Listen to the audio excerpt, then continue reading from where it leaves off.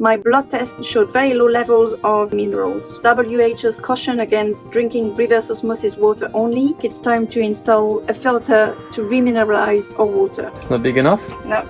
Is that the biggest we have? Yes. Of course we don't have what we need. What's happening? Of course there's a leak. Of course there's a leak. And is there anything better than a nice fresh glass of water in the morning? Maybe there is. Like a diving session?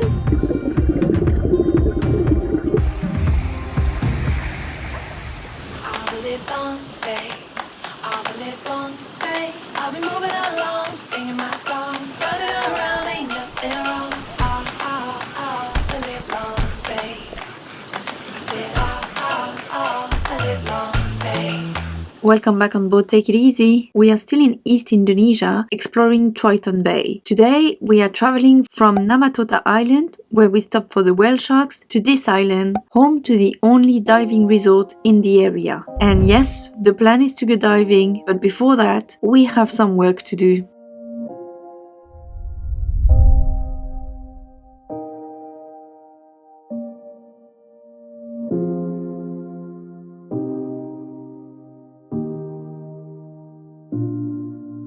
So when we went back to Europe for Christmas, obviously it was winter. I was sick for probably over a month out of the 6 weeks we spent there. I was extremely tired, so I did a lot of tests to rule out any serious diseases like malaria. And although we never found out what I had, and I ended up recovering, my blood test showed very low levels of magnesium, calcium, and other minerals. So here we are today, talking about our water. I've done a lot of research on the subject, following the WHO's caution against drinking reverse osmosis water only. That's the water that we get from our WaterMaker. The concern is while RO filters remove all of the harmful contaminants, and in our case, the salt, they also remove all of the beneficial minerals. And yes, our water isn't our primary source of minerals, which is why some argue it makes no difference with a well-rounded diet. But here's my take on it. First, when you consume water that is deprived of minerals, it will grab all of the minerals it can find in your body on its way out. So you're basically peeing out calcium and potassium. And that is called mineral leaching. Second, if you cook with demineralized water, the same thing will happen. So suddenly your boiled potatoes or your porridge won't provide you with as many minerals as you thought they would. Some people argue there isn't enough evidence to make a claim either way, but there are international precedents. In Slovakia, after 5 years of mandatory RO water consumption, the population complained of muscle fatigue, cramps, and memory loss. But it is true that this is one case study only. More research would be needed for definitive conclusion. I've talked to a few people on boats about this, and I often hear, I have no symptoms, so I'm not worried. Others do have symptoms, but they don't really know to attribute them to their water. The deal is, every human is different, and we might all be affected differently. Also, some effects are more long-term, and therefore more silent. Symptoms can include, but they are not limited to, fatigue, cramps and joint pain, hormonal issues, cardiovascular problems, bone health concern, brain health issues, or even decreased immune function. So think about a developing child who's not getting enough calcium for growing bones or magnesium for a developing brain. Or think of an elderly person already at risk of fractures or cardiovascular events. And seeing that I was already getting results of mineral deficiency myself, it seems like it's time to install a filter to remineralize our water. After a lot of research, I picked this one for its well-rounded filtration process. When choosing, you want to make sure that you're not looking for a filter to remove harmful chemicals. That's already done, so stay away from the Brita filters and so on. You want to add back the minerals. The deal is that the water needs to go through the filter slowly enough to absorb the minerals, so it can't be mounted on a standard tap with a rapid flow. So that's why we also got a filter tap to install. If you're worried about this and don't have access to such filters, there are other options. You can use Himalayan salt, which is full of minerals, or supplement with mineral drops. It can help short term. You can create your own filter, but it will be slow. You can even use dead pieces of coral, which is a cool way to use what's around you. And my favorite option,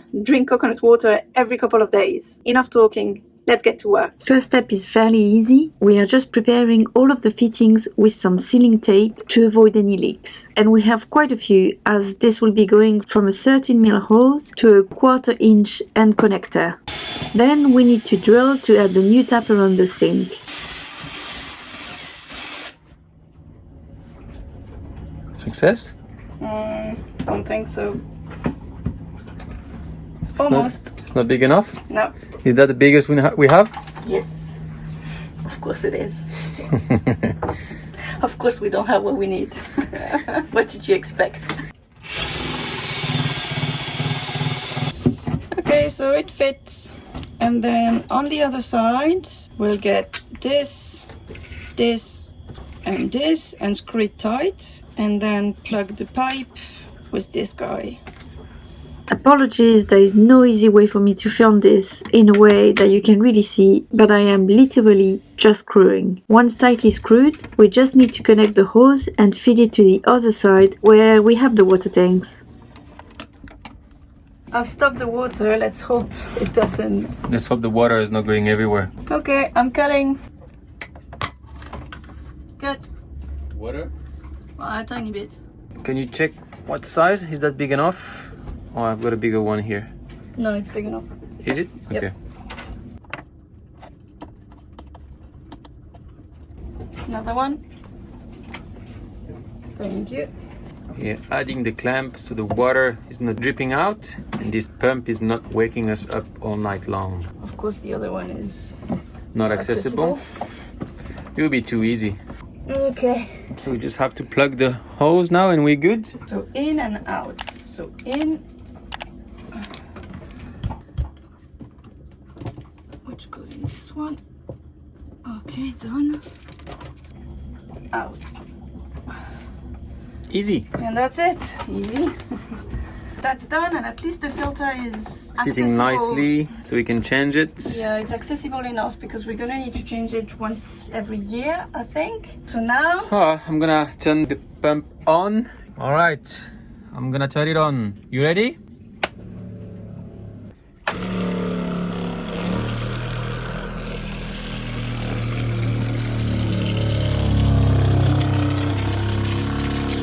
Good. I don't see any leaks. Moment of truth.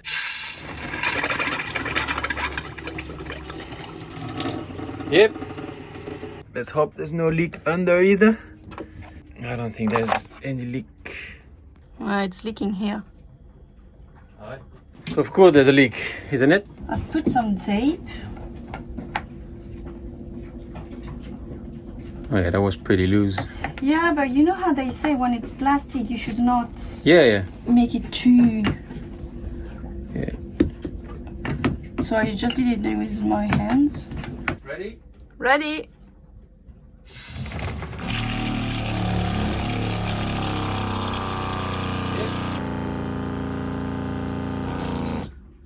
Good. Yeah, no leaks. The taste test. Now let's try the water.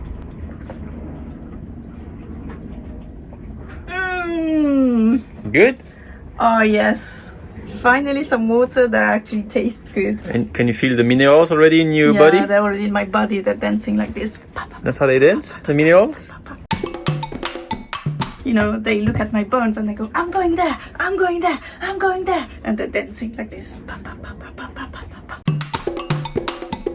If anything, the water finally tastes good. So it's not going to be such a struggle to drink. Yeah, tastes like good water, not crap water. Tastes like water. It doesn't taste like anything, which is what you want. Yeah. Well, I can feel the party. I can feel the party. Yeah, the They are dancing. dancing. 2 hours later. What's happening? Of course there's a leak. Of course there's a leak. It is night time, so we need the lights and everything. What did you expect? So I don't know, I'm trying to reseal everything. Make sure everything is tight. I don't know what we thought. Like there was no leak at first. There's always a leak when you do something with the hose. So yeah, well, listen, everything is tight. Let's pray now. Good morning with a glass of nice tasteless water. So there's obviously no way for me to show you the difference between the water from the WaterMaker and from the filter. One thing I can show you is the difference in pH, because that's one of the things that the filter will do, is raise the pH slightly to make the water a little bit less acidic. So I've got 4 samples here. This one is lemon juice, which is very acidic. Then this one is the water from the WaterMaker. This one went through the filter, and this is borax, which it's very basic. So to give you the whole spectrum. Let's start with lemon, then water from our tank, water from the filter, and the last one. And here are the results. So the very pink is lemon juice, so obviously very acid. The water from our tank is probably around 6, I would say. And then the water from the filter is slightly more basic, so probably around 8. And then as a comparison, the last one, the borax, is very basic. With our new filter, we get water that is slightly less acidic, which is what we expected. And is there anything better than a nice fresh glass of water in the morning? Maybe there is, like a diving session. Let's go. Indeed, we didn't come all the way here for nothing. So let's go for a dive with the dive center. Getting ready? Yes. I'm excited. Diving with a guide for once. Okay, aquarium, okay. It's first time. Yes. You came from north? We started south, went north, and now we're coming back. Why did you start in north? So Jan and Cecile? Jan and Cecile, Yes. This first dive site is called Christmas Rock.